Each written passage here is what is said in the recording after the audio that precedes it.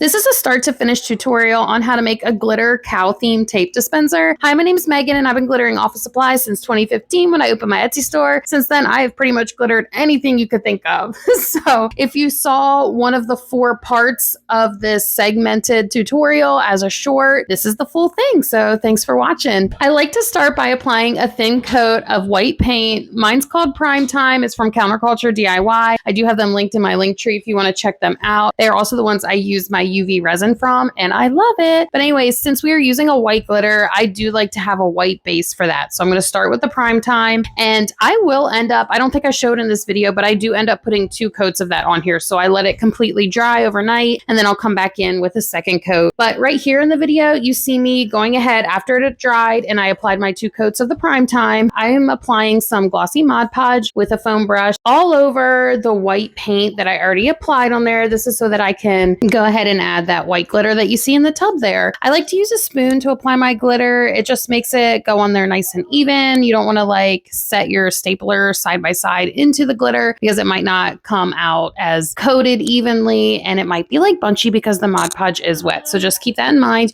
You can see with tape dispensers, I actually glitter everything except the little rectangles where my fingers and thumb were, and then I will maneuver my hand to the center where the tape is so that I can get the last little bits that I missed there and glitter it all in one go. So here I let it dry overnight completely, and I am going to go ahead and seal the glitter with glossy Mod Podge.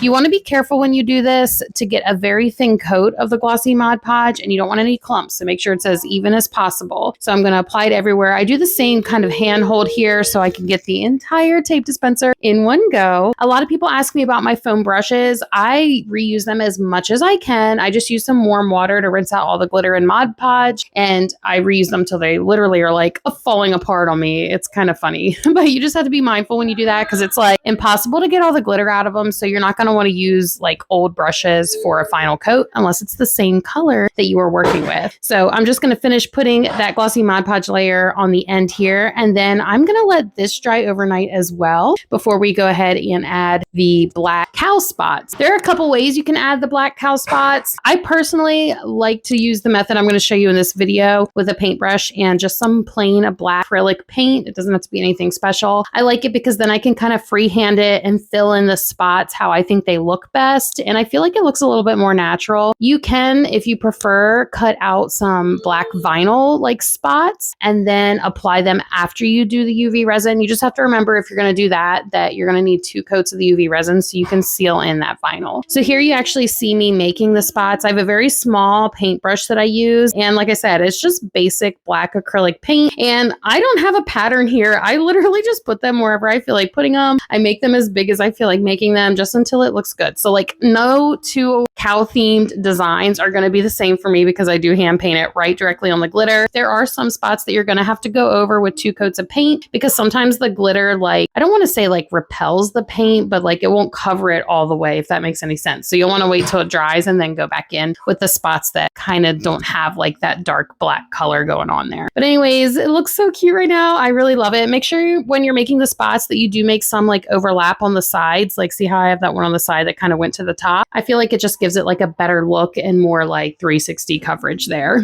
So the next part is to make sure that this is completely dry before we do our UV resin. Technically the glitter is sealed in now, but I like the UV resin because it gives it a like smooth, glossy finish that's like just really pretty, and it makes it a little bit more durable. You're not going to have it like peeling up like you possibly could have if you just do like the Mod Podge sealing. So it was completely dry. I'm using my silicone brush to apply the UV resin. Make sure you're wearing proper protective gear here. I have my gloves on and you can't see it, but I am using UV glasses, and I'm in a well-ventilated area. My craft room is in my garage so that I make sure that the garage door is open whenever I'm doing anything with resin. So I go side by side when I UV resin this because my lamp is small.